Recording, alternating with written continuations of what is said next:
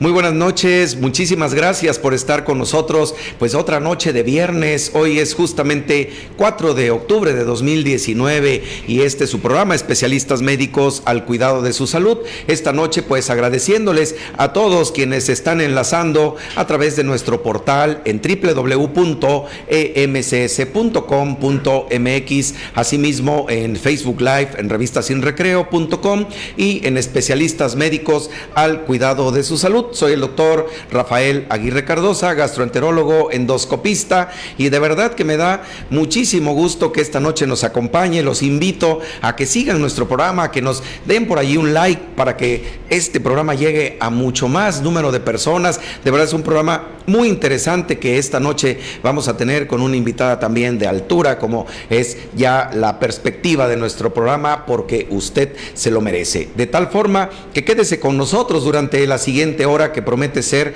de información sumamente valiosa, pero vamos a presentar a nuestra invitada de esta noche, por favor.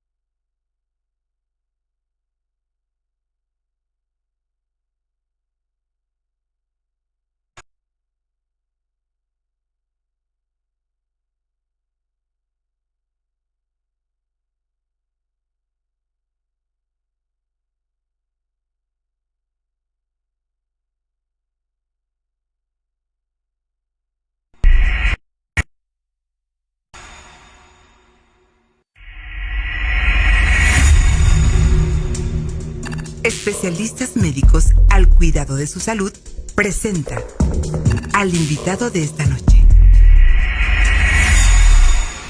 Esta noche tengo el gusto de presentar para todos ustedes, primeramente, siempre lo hemos dicho, a una gran amiga ya de nuestro programa, a una persona con, de verdad, todo el conocimiento relacionado con el tema que esta noche hemos de charlar para todos ustedes, y me refiero a la neuropsicóloga Claudia Mestizo Rodríguez, con quien estaré charlando todo lo relacionado con los trastornos del aprendizaje. Pues psicóloga Claudia, primeramente muchas gracias por haber aceptado esta invitación a platicar, a charlar esta noche con nosotros. Sé que ha desviado de la atención de su valioso tiempo, un tiempo también para nosotros, pero bueno, bienvenida, siéntase en casa nuevamente. Muchas gracias por la invitación.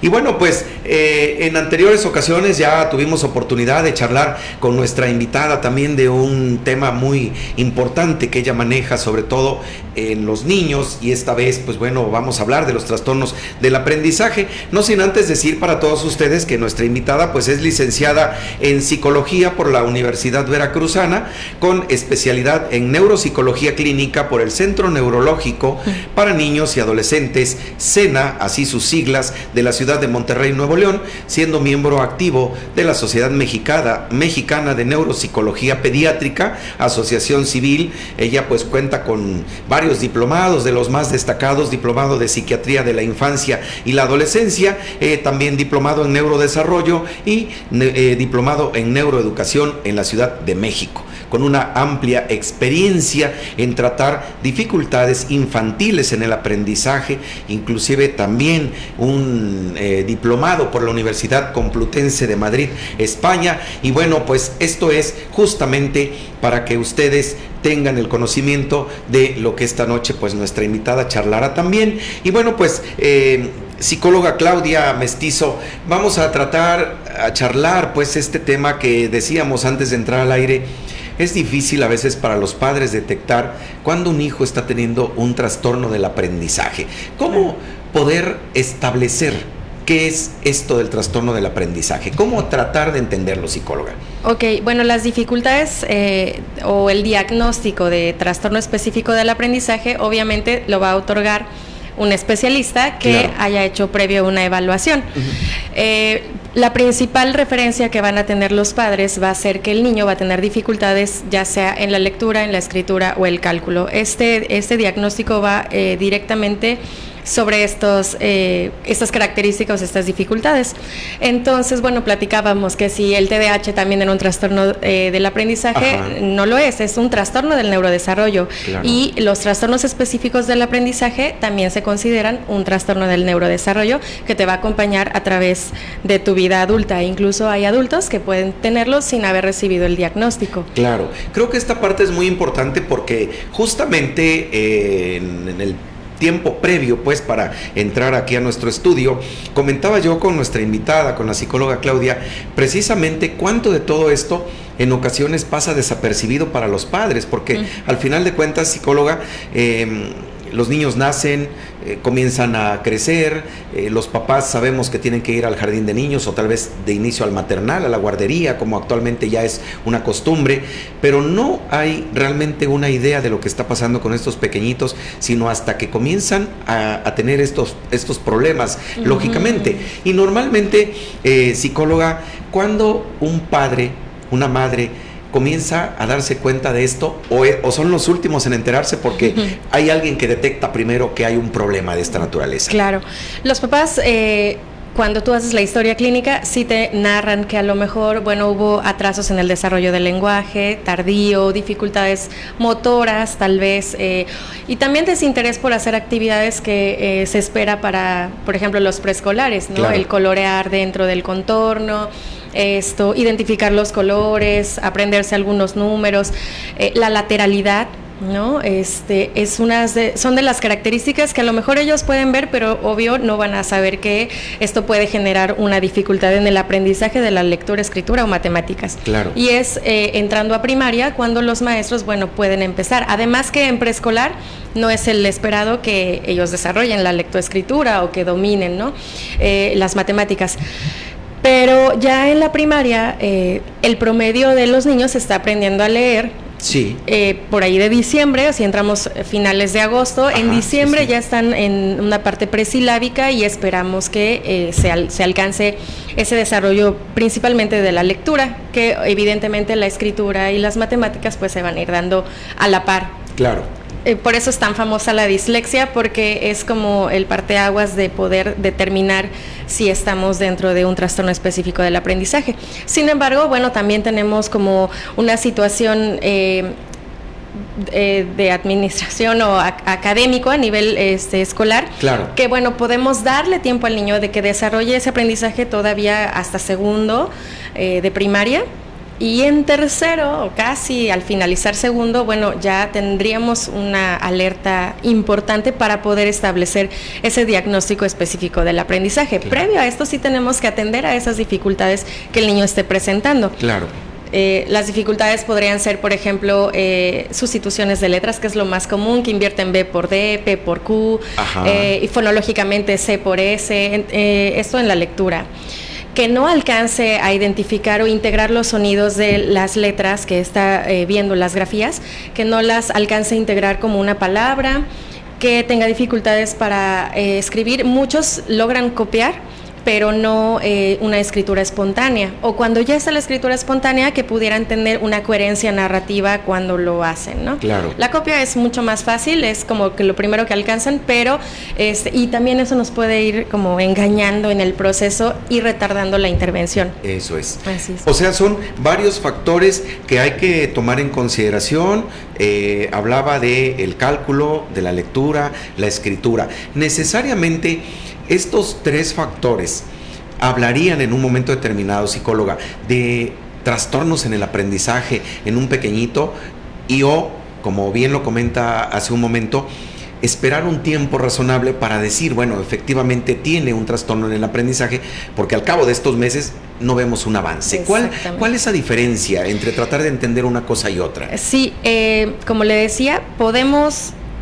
Para dar el diagnóstico específico de trastorno específico en el aprendizaje, puede tener solo una de las características o una alteración en lectura o en escritura o en matemáticas, y aún así el hecho de seguir con esas dificultades durante 6 meses de haber recibido enseñanza claro, personalizada y todas las estrategias que los maestros puedan hacer, y él no responde a esas intervenciones, lo más probable es que el diagnóstico sea asignado, ya sea que solamente tenga problemas en la lectura o o escritura o cálculo, ¿no? Claro. Pero claro que los más graves pueden tener las dificultades en las 3 habilidades académicas. Esto generalmente, y como bien lo comenta usted, se llega a detectar cuando ya el pequeñito está obviamente en un nivel escolar de primaria, cuando comienza a enfrentarse pues ahora a estas situaciones.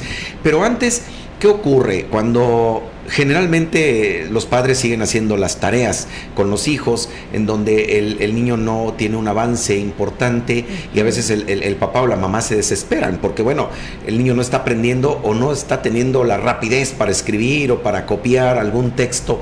¿Qué es lo que más frecuentemente se llega a detectar? ¿Cuál preocupación? ¿La del maestro hacia los padres por informarle que los hijos o los niños o ese alumno tiene un problema? ¿O generalmente el papá recurre al especialista porque está viendo que su hijo no aprende o no avanza en el aprendizaje, psicóloga? Bueno, en realidad sí, el primer filtro o la detección la hacen los maestros canalizan y sí. orientan a los padres para que hagan una intervención, una revisión, una consulta con un neurólogo, con una psicóloga, neuropsicóloga, y justo son las características de no estar al ritmo de los otros. Ajá. El niño resiste a hacer las actividades y, como mencionábamos antes, puede ser que estemos ante una situación de déficit de atención o un trastorno específico del aprendizaje, que son los más comunes. La historia clínica y la aplicación de pruebas te puede dar una precisión más en el diagnóstico. Claro, esto lógicamente se establece haciendo un análisis, haciendo una evaluación, aplicando pruebas especiales. Psicóloga, ¿cuánto muchas veces estos trastornos llegan a tener como fondo algún factor, obviamente, de desintegración en la familia, donde el pequeñito comienza a captar ciertos problemas en la dinámica familiar? A veces creemos que los niños no son observadores y no transmiten de alguna manera esa incomodidad, pero también existe obviamente esa manera de poder hacer un diagnóstico diferencial cuando se habla de trastornos en la dinámica de familia que están repercutiendo en el aprendizaje del pequeñito y que no necesariamente tiene que ver con trastornos del aprendizaje. Así es. Es decir, son situaciones que pueden confundirse o ser factores desencadenantes. Puede ser un factor que atrasa el desarrollo del niño. Esto es padres que trabajan todo el día, que hacen las tareas ya cuando llegan de trabajar y el niño ya está muy cansado. Claro. Exactamente. Pero como el diagnóstico dice 6 meses de haber recibido lo necesario y que no responda a esa intervención, entonces quiero decir con esto que si llega un padre y entonces yo detecto que sí hay de alguna manera cierto abandono, cierta desatención a las responsabilidades de que el niño desarrolle las habilidades para aprender a leer y escribir o los cálculos. Sí, claro. Entonces podemos dar como un lapso de modificar esas conductas o esas supervisiones y que responda. Si responde, bueno, podemos postergar tal vez el proceso de evaluación. Claro, todo depende de la intensidad del déficit o la situación en el momento en que se encuentre. Si viene un niño que entró a primero y ya en octubre me están diciendo no está aprendiendo a leer y escribir, bueno, todavía tenemos un tiempo y sí hay que hacer una historia clínica adecuada. Sobre todo los estilos de crianza. Así es. Más la historia que él trae de preescolar, si salió dominando los números, si salió, o desde el preescolar ya veíamos que lo mejor era a lo mejor detenerlo en tercero. Claro, por supuesto. Puede ser una opción. Pues toda esta información que nos está compartiendo nuestra invitada, la psicóloga Claudia Mestizo, es muy importante. Mire, yo les hago la invitación para que, pues desde donde nos estén ustedes siguiendo, nos compartan sus experiencias, preguntas, comentarios, si hay dudas o si hay alguna observación, pues que ustedes nos quieran hacer llegar a través de nuestro chat. Con todo gusto le daremos puntual lectura. Y bueno, pues también recordarles que tenemos nuestro canal en YouTube, donde semana a semana se están subiendo a especialistas médicos, así es el nombre donde nos pueden encontrar en YouTube, los videos de las entrevistas que semana a semana estamos haciendo para todos ustedes. Y bueno, psicóloga Claudia, ¿cuáles, hablando, pues si no causas o en otras enfermedades diríamos factores predisponentes, cuáles serían las causas o a qué obedece un trastorno en el aprendizaje propiamente dicho?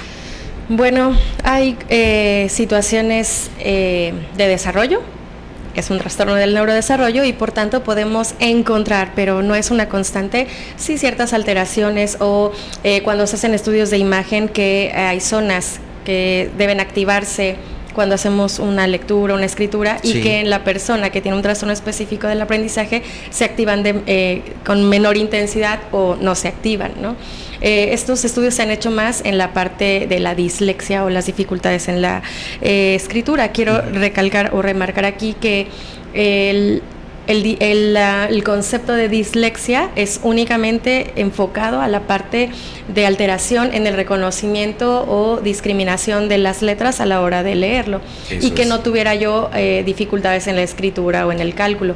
Pero cuando, y lo podemos utilizar como un trastorno específico del aprendizaje enfocado en la fluidez o en el reconocimiento gráfico, o usar el término de dislexia. Sí se puede hacer. Claro, es decir, que hay niños que leen de manera equívoca, pues, porque confunden las letras, pero no de manera voluntaria. Ah, no, claro que y esto muchas veces, bueno, a lo mejor los tiempos antiguos en la educación implicaban que prácticamente, pues, había que reprobar a un pequeñito porque no aprendió a leer en el tiempo que todos iban aprendiendo a leer, o no aprendió, como dice, a hacer los cálculos matemáticos, ¿no? Y bueno, quien a estas alturas no odió matemáticas alguna vez en su vida, claro, ¿no? Entonces, como que tenía muchos factores asociados un niño en ese tiempo, ¿no? Y a lo mejor no había tanto campo exploratorio en el ámbito de qué pasaba con esos pequeñitos, ¿no? Yo creo que esa fue a lo mejor una generación muy trillada hace años, ¿no? Claro, y una generación que tuvo mucho abandono escolar o deserción escolar, justamente por no poder identificar estas fallas. De hecho, una de las características para recibir el diagnóstico es que tú tengas una capacidad intelectual promedio, ¿no? Promedio alto, o tenemos gente muy brillante con trastorno específico del aprendizaje. Entonces, sí hay que hacer esta distinción y principalmente considerar como que no es voluntario, que no es que sí puede caer el niño en rechazar las actividades porque justamente me veo en desventaja y no me quiero exponer. Entonces, hay que hacer un análisis muy minucioso de qué es. Hay otros que dicen, no, es que es, bueno, lo común, ¿no? Es flojo, no le gusta la escuela, y algunas situaciones que van afectando el autoestima de los niños. Sí, por supuesto. Y yo recuerdo ahorita porque hace muchos años una de las frases más acuñadas, y hablo pues a lo mejor de la historia en la educación, no tanto en ese sentido, pero decían que las letras con sangre entran, ¿no? Porque era casi a fuerza, en donde se tenía que aprender a través del silabario, de leer una lección 20, 30 veces, casi hasta aprendérsela de memoria, y si había un error en la pronunciación, había que regresarse al inicio, ahora sí al principio, y volver a darle lectura a todo, ¿no? Claro. Porque no había, pues, yo siento que esa educación, inclusive hasta en nuestros padres, y que en la actualidad se sigue teniendo, bueno, ahora el apoyo profesional, que esa es una grandísima bondad, pues, del avance en la ciencia y en todo lo que hemos tenido, psicóloga, porque pues ahora ya los niños tienen un apoyo no nada más emocional, sino incluso educativo al momento de detectar un problema de esta naturaleza. Creo que esa es la principal función, ¿no? Sí, así es. Yo creo que eso es lo más importante. Y bueno, cuando un niño comienza a tener, psicóloga, estos trastornos, ¿cuáles serían los datos o signos de alerta o lo que llama más la atención? Ya lo decía usted, no va aprendiendo igual que el resto del grupo, pero alguien llama más la atención dentro de un grupo de niños y que el maestro, el profesor del grupo debe también aprender a identificar. Pero ¿qué es lo más común o lo más típico de tratar de identificar en estos pequeñitos? Ok, el hecho de que haya un desfase en la adquisición de la lectura y escritura, que cuando empiezan a leer lo hacen de manera mecánica. Incluso algunos papás dicen, no, es que ella está leyendo porque me dice, va conmigo en la lectura, no sé, por ejemplo, dice especialistas, y él ya sabe que vienen médicos y ya me dice médicos, pero en realidad tú le preguntas qué se le leyó o qué leyó y él no sabe. Entonces puede haber dificultades en la comprensión y dificultades en la decodificación de lo que está viendo. podemos encontrar también a la hora de copiar o a escribir espontáneamente que no hay una adecuada segmentación de las palabras, y eso, por ejemplo, es una de las explicaciones que hay de la dislexia o disgrafía.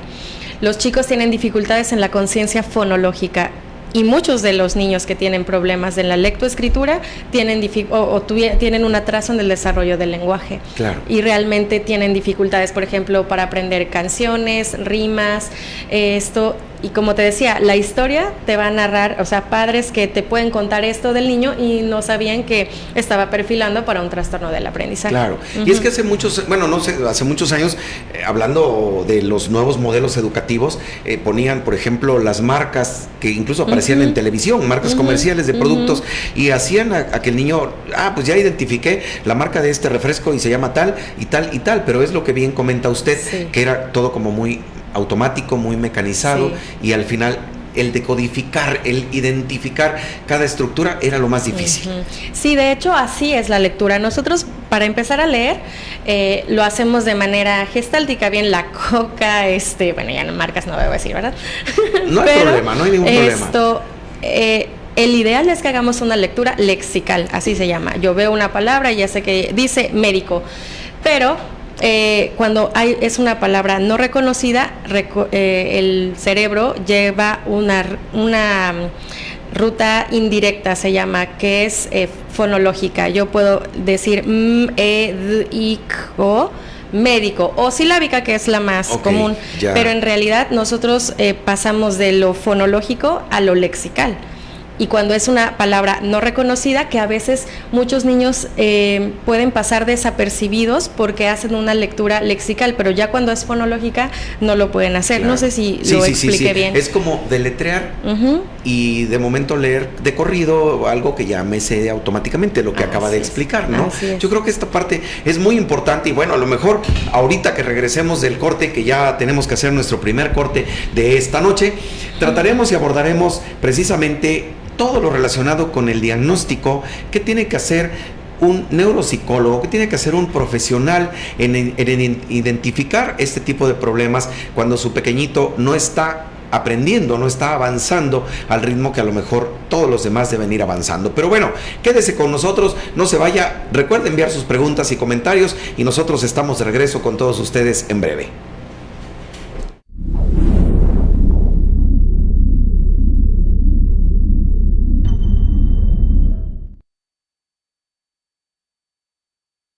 Doctor Daniel Chan Vázquez, cirujano y urólogo pediatra, enfermedades de las vías urinarias, cirugía de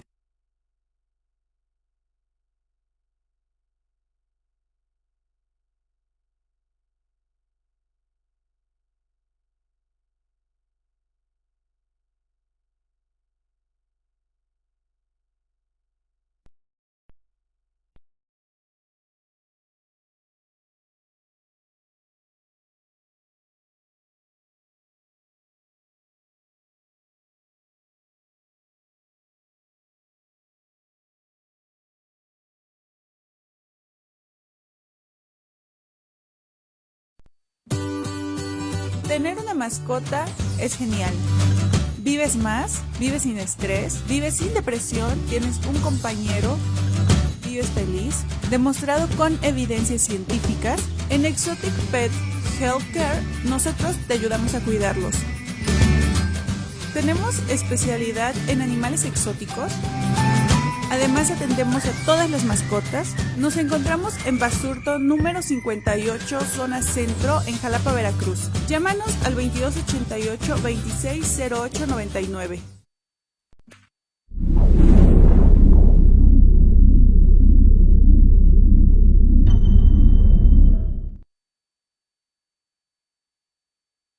Doctor Daniel Chan Vázquez, cirujano y urólogo pediatra, enfermedades de las vías urinarias, cirugía de hernias inguinales, umbilicales, circuncisión, dolor abdominal y cirugía del aparato digestivo. Hospital Ángeles Jalapa, consultorio 410, teléfono 141-0841 y Clínica Médica del Este, teléfono 814-8252, celular 2281-100863.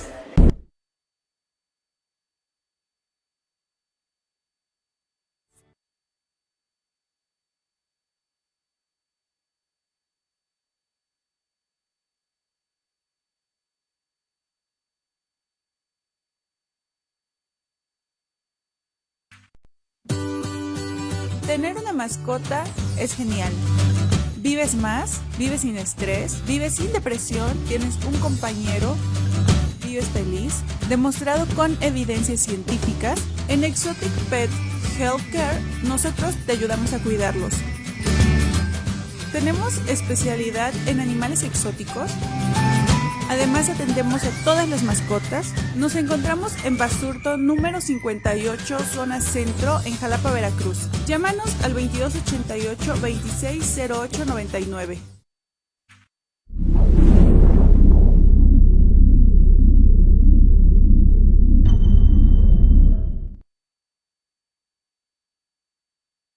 Doctor Daniel Chan Vázquez, cirujano y urólogo pediatra. Enfermedades de las vías urinarias, cirugía de hernias inguinales, umbilicales, circuncisión, dolor abdominal y cirugía del aparato digestivo. Hospital Ángeles Jalapa, consultorio 410.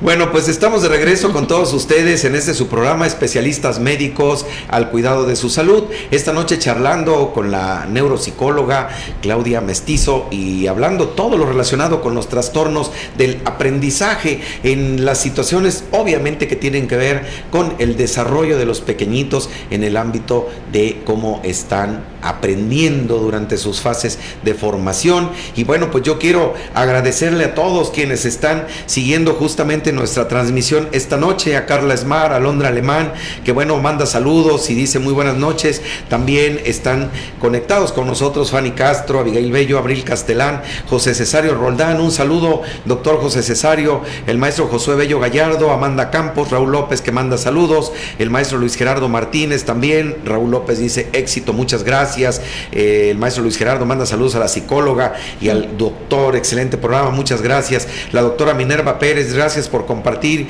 y felicidades a la psicóloga, muchísimas gracias doctora, dice felicidades por el tema y gracias precisamente, la química Olga Lidia, Marta Guerrero Cao, Luis Benítez Valencia, la doctora Verónica López Espinosa está también siguiendo nuestra transmisión, muchas gracias, un gran saludo a nuestra patrocinadora, a la doctora Verónica López y al doctor Daniel Chan Vázquez, también patrocinadores oficiales de especialistas médicos al cuidado de su salud. Alma Mejía manda saludos también, Armando Rodríguez Navarro dice hola, buenas noches, excelente programa, muchas gracias, igual Marta Guerrero dice buenas noches, saludos cordiales, excelente programa y tema, como siempre, muchas gracias. La doctora Malú Telles, a Marilú Tello, un saludo también, está siguiendo nuestra transmisión y es colaboradora de nuestro programa, a quien le mando un caluroso abrazo también. La doctora López Espinosa dice felicidades por el programa, muy interesante tema, excelente la psicóloga Claudia, muchos saludos, le mandan muchos saludos, psicóloga, la verdad es que sí consideramos que es un tema muy importante, es un tema que no pierde vigencia, creo que es un tema que,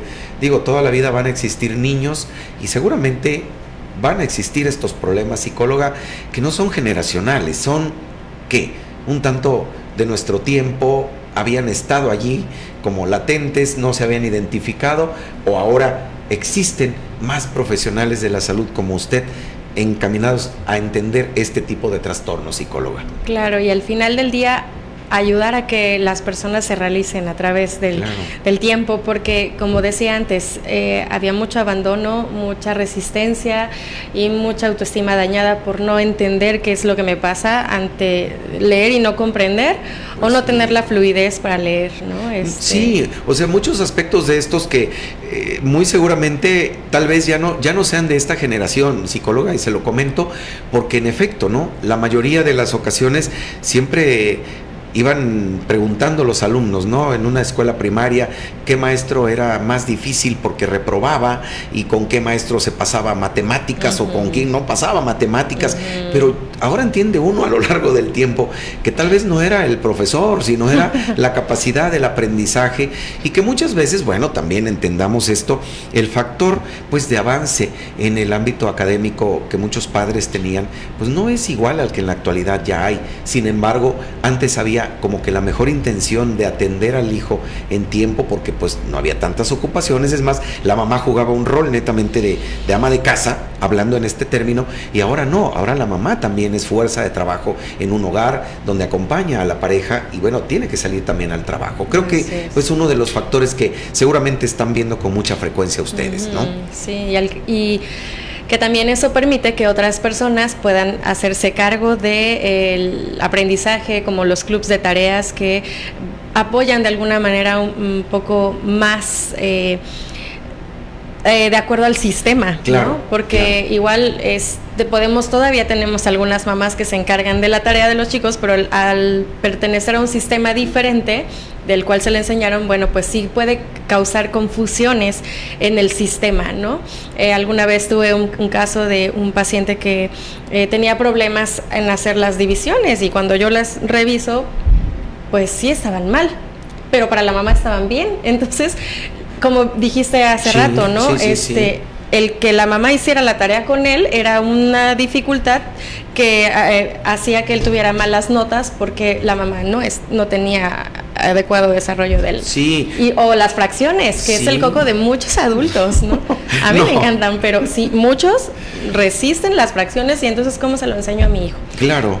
No, y es que es esa parte donde en la insistencia, pues, de algo que para lo cual no está uno capacitado, y bueno, con los sistemas educativos cambiantes y los modelos y demás situaciones, psicóloga, pues yo creo que sí ponen en aprietos a los padres a veces, ¿no? Y aún. Sí, porque bueno, al final de cuentas, ¿qué decían, no? Incluso yo a lo mejor recuerdo la época del bachillerato, ¿no? Donde decían, bueno, es que el maestro va a calificar el procedimiento, no importa que el resultado esté equivocado, pero si seguiste un procedimiento así, palomita, al pie de la letra, y no te equivocaste, te va a calificar bien, aunque tu resultado haya sido inexacto, ¿no? Entonces se quedaba uno en la idea de que, bueno, si me aprendo el procedimiento, aunque el resultado no sea el correcto, seguramente voy a estar bien en ese aspecto, ¿no? Sí, y justamente la discalculia puede tener alteraciones en el procedimiento, en el cálculo y en el razonamiento. Claro. Entonces, sí, puedes compensar de alguna manera una cosa con la otra, pero al final del día tenemos que hacer un análisis del tipo de error que tiene para poder determinar las ayudas que va a recibir. Que al final de cuentas, como lo dijo nuestra invitada al inicio de la charla, estos problemas del trastorno o los trastornos del aprendizaje, pues los va uno arrastrando hasta la edad adulta, y quizás se los lleve uno hasta la vejez, porque pues nunca se corrigieron y tampoco se dio uno cuenta qué estaba pasando. Claro. Y estos problemas, psicóloga, creo que siguen siendo muy frecuentes también en los adolescentes y en los adultos, aunque ya no es su campo de acción, pero los trastornos del aprendizaje pueden tener un fondo hereditario, en donde los papás lo puedan transmitir a los hijos. Claro. Una de las explicaciones que existe es que si tú identificas un paciente con trastorno específico del aprendizaje, seguramente habrá otro miembro en la familia que lo padezca, y tal vez en mayor intensidad, o como bien dices, nunca se detectó, ¿no? Ni se atendió. ¿No? A veces dicen, no, pues yo era igual y me fue bien en la vida. Sí, ¿no? ¿Qué estudio? No, yo dejé la escuela, ¿no? Sí, claro. Claro, sí, tú puedes ser muy exitoso, y es más, tengo muchos pacientes que pueden tener estas dificultades, pero los papás que tienen sus negocios o son empresarios, no me importa que vaya mal en la escuela, yo voy a ponerlo a mí me gusta que a él le gusta el negocio, así que Sí, o sea, no lo preparo en la vida para una obra afín, sino bueno, tenemos aquí una empresa y aquí él va a tener trabajo. Bueno, por un lado, qué bueno, pero el factor finalmente va a seguir predominando. Exactamente. Y lo va a heredar a los hijos, y los hijos a los hijos, y ahí se van a ir por generación y generación. Pues fíjense qué tan importante, porque bueno, finalmente a veces cree uno que con la chancla, como antes era, ¿verdad? O una varita, los hijos aprendíamos, y a lo mejor fue una época en la que a muchos nos tocó, tal vez a otros la bondad de ya no, porque ya existían los neuropsicólogos que identificaban que los trastornos del aprendizaje no eran el berrinche del hijo de no querer aprender matemáticas, o porque el hijo de la comadre ya se sabía la tabla del 2, del 3 y del 4, y yo apenas la del 1, entonces eras lento porque no ibas a ser exitoso en la vida, ¿no?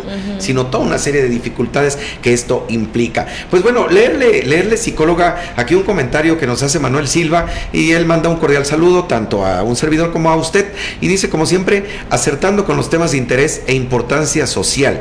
Como médico y maestro en la escuela a donde doy clases, apenas lo estamos comenzando a abordar con esto de la educación inclusiva, y tenemos más casos de los que se imagina uno. Gracias, muy interesante este enfoque. ¿Cuál es su opinión, psicóloga? Con respecto ¿A la inclusión? Más que nada, yo creo que al hecho de identificar los factores, por lo que puedo entender también del comentario, de este tipo de problemas, y obviamente no discriminar quizá a esos niños que dice uno, no, pues este no aprende porque así va a ser y ya prácticamente no tiene nada que hacer conmigo, lo voy a reprobar o que se cambie de maestro, ¿no? ¿Qué hacer claro. en un momento dado, no? Sí, bueno, pues afortunadamente contamos con sistemas de apoyo a los maestros, como es la USAER, como claro. es UOP, Unidad de Orientación al Público, o CAPEP, que de alguna manera ellos van dando las guías o las directrices a los maestros de qué hacer con un pequeño que tiene claro. esas dificultades. Por otro lado, lo malo es que no tenemos la suficiente población que puede atender a estas dificultades. La inclusión es muy buena, pero es cierto, el maestro de aula se tiene que capacitar en estrategias diferentes para darle a ese niño la atención que necesita. Claro. Y no es fácil. Entonces, porque él necesita tener identificadas las alteraciones para poder crear las estrategias, porque claro. si yo voy a utilizar el mismo sistema para todos, o porque los niños, por ejemplo, dice el niño con autismo tiene o responde a las agendas, sí, pero no necesariamente es para todos. Entonces sí, el maestro requiere una instrucción y una guía de un psicólogo educativo, una maestra de educación especial, o bueno, en nuestro caso de neuropsicología, claro. para poder darle al niño las mejores estrategias que le van a producir un buen desempeño, ¿no? Claro, y sobre todo creo que esta parte que comenta aquí Manuel Silva, en el ámbito pues de la capacitación para quienes están día a día pues frente a los niños en el proceso de enseñanza-aprendizaje, y que son el filtro, como bien lo comentaba usted al inicio, de identificar todos estos trastornos y obviamente decir algo está mal porque este niño no me está respondiendo a lo que normalmente los demás sí claro. responden, ¿no? Y creo que eso es algo muy importante. También, bueno, pues aquí Liz Villa le manda muchos saludos, dice muy interesante, gracias por la información. Un saludo, Liz. El maestro Josué Bello Gallardo dice excelente tema.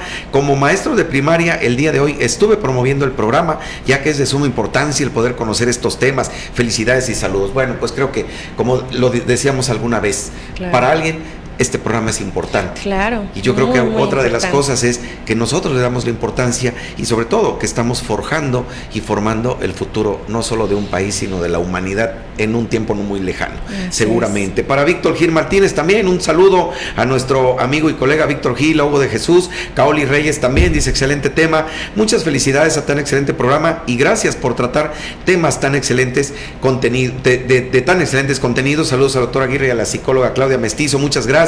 Jessica Martínez también, Yedith Pérez dice excelente, psicóloga, muchos saludos, aquí le mandan también. Claudia Robles está siguiendo nuestra transmisión. La doctora Luz María Trujillo Mesa, ella hace un comentario, dice buen tema, como todos los que hasta hoy han seleccionado, de gran trascendencia, querido doctor Aguirre. Muchas gracias, doctora Trujillo, un fuerte abrazo hasta donde se encuentre, gracias por su preocupación por orientar a la población de manera altruista. Todos los que seguimos tomamos nota. Bueno, esto es muy importante y la verdad que se le aprecia mucho el comentario. A Patricia Hernández Velázquez también siguiendo nuestra transmisión, saludos para el programa, dice Claudia Robles. Y bueno, pues tenemos muchos saludos, comentarios y muchas felicitaciones para nuestra invitada. Y bueno, psicóloga, ¿cuál es la diferencia? Aquí vaya una pregunta muy importante entre un trastorno específico del aprendizaje y lo que comentaba hace un momento, la dislexia. ¿Diferencias entre una y otra o es muy difícil identificar? No, bueno, la diferencia es nada más del término que utilizas, y que si es bien específico, cuando es dislexia es pura o más que nada dificultades en el reconocimiento de unas letras o poder reorganizar palabras, por ejemplo. Pero si ya tiene un problema de comprensión y un problema de cálculo, es mejor utilizar el término de trastorno específico del aprendizaje, porque cuando viene un paciente, un niño, por ejemplo, yo maestro, y me dice, tiene dislexia, pero aparte veo lo del cálculo, pues a mí me crea confusión y entonces ya no sé qué hacer. Claro. Por eso utilizamos el término en general y especificamos las dificultades que tiene en cada una de las áreas. Claro. Psicóloga, en términos, diríamos, muy generales y en su experiencia, ¿podríamos identificar un porcentaje de niños en general, no hablemos de un determinado grado escolar, que tienen trastornos del aprendizaje. Claro, sí, siempre los cálculos no son tan exactos, pero entre un 5 y 7% de la población infantil tiene dificultades infantiles amplio, en el aprendizaje. Pues el porcentaje, ¿no? Sí. Digo, no cerrarlo al 10%, pero claro, estamos considerando que más de la mitad puede llegar a tener, ¿no? De cada 10, 5 tal vez, un trastorno del aprendizaje, y los grupos en la actualidad de escuelas a nivel público, hablemos, pues se componen de 30, 40 alumnos o más a veces, ¿no? Dependiendo de las capacidades de las aulas, y es ahí donde identificar ¿cuántos niños con estos problemas hay, no? Sí, eso me recuerda al caso de otro paciente que estuvo toda primaria en escuela particular, y al entrar a secundaria, que se enfrenta a 50 compañeros, dice ya no, bueno, no 50, como 40, pero más o menos, sí, ya. Sí. Entonces se notan mucho esas dificultades. ¿Por qué? Porque en primaria tuvo mucho el apoyo, la supervisión, la guía, pero ya con tantos compañeros y cambios de maestro, bueno, las dificultades se hacen evidentes. Por eso sí puede haber un diagnóstico posterior a la edad del aprendizaje de primero y segundo año, sí, ¿no? Lo que entonces, comentaba, ¿no? Incluso hasta tercer año de primaria, dándole pues ese chancecito, ¿no? Para poder avanzar un poquito en identificar estos trastornos. Pues fíjense qué tan importantes situaciones, porque al final de cuentas este trastorno inclusive puede, yo creo, que trascender y llegar a identificarse hasta en edades avanzadas, como bien lo ha comentado nuestra invitada. Nosotros tenemos todavía mucho de este tema que agotar con nuestra invitada, la psicóloga Claudia Mestizo, pero bueno, tenemos que hacer un corte más. Yo les pido que pues envíen sus preguntas, el tiempo siempre nos gana y prácticamente luego al final pues se nos complica un poquito, más que nada por cuestiones de la producción, pero bueno, vamos a hacer un corte y estamos de regreso con todos ustedes en breve.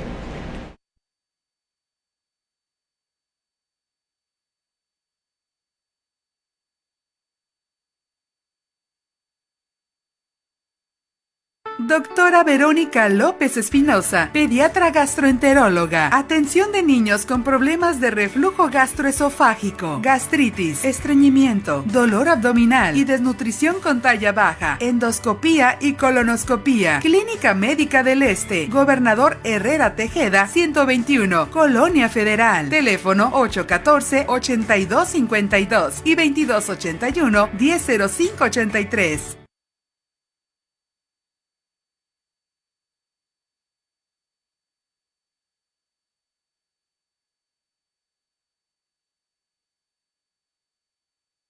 Cuide su salud con el doctor Rafael Aguirre Cardosa, gastroenterólogo endoscopista. Detección temprana de cáncer de estómago y de colon, enfermedades del esófago, estómago, intestinos, hígado, páncreas, vesícula biliar y hemorroides. Consultas de lunes a sábado, previa cita. Luis Cortines, 3344, casi esquina Acueducto. Teléfono 843-3373.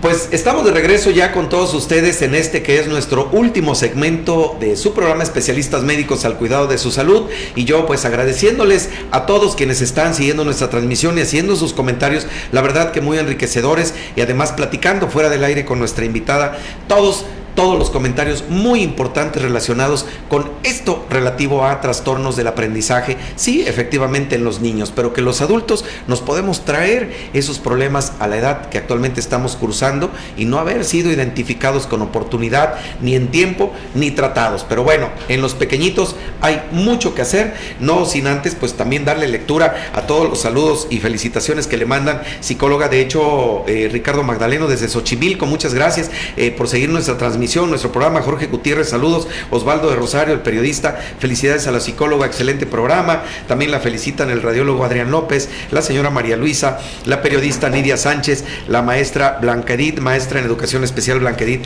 González Guadarrama, que está siguiendo nuestro programa, muchas gracias. El periodista Raúl López, el contador público Armando Rodríguez, y bueno, pues tenemos también comentarios y agradecerles por compartir nuestra entrevista allí mismo en su plataforma. Denle un like si nos obsequian un like hay, para que podamos llegar a más gente, a más personas, y que este programa pues realmente pueda tener una utilidad no nada más didáctica, sino de instrucción y de información, porque es muy valioso este tema.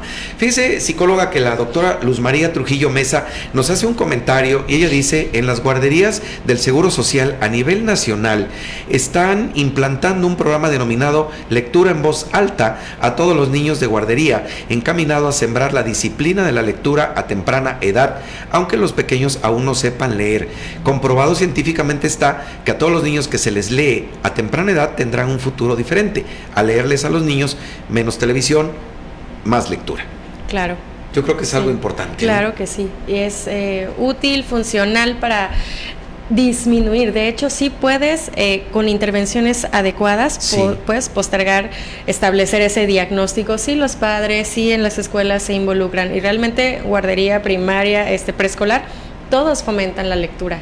Claro. De hecho, el sistema de educación pública otorga libros que pueden repartirse entre los alumnos. Creo que es un libro por niño, pero a veces no se entregan, ¿no? Entonces sí es muy importante, y bueno, si no nos lo piden en la escuela, que como padres lo fomentemos. No, y sepamos que existe, pues, claro, porque al final de cuentas, digo, esto también es educación, y a veces hasta para los propios padres, saber que existen este tipo de programas que sobre todo van a llevar a que nuestros hijos pues tengan un mejor desarrollo, no nada más psicomotor, sino neurológico, intelectual y demás, ¿no? Yo creo que esa es la parte importante. El doctor Víctor Gil dice: felicidades al programa, muchas gracias, Víctor. Y bueno, el maestro Luis Gerardo Martínez: felicidades a la señora madre de la doctora Abigail Bello Gallardo. Sí, es cierto que está cumpliendo años. Un saludo para la maestra Rosalba Gallardo Herbert, y si nos está viendo desde este estudio, le mandamos una muy sentida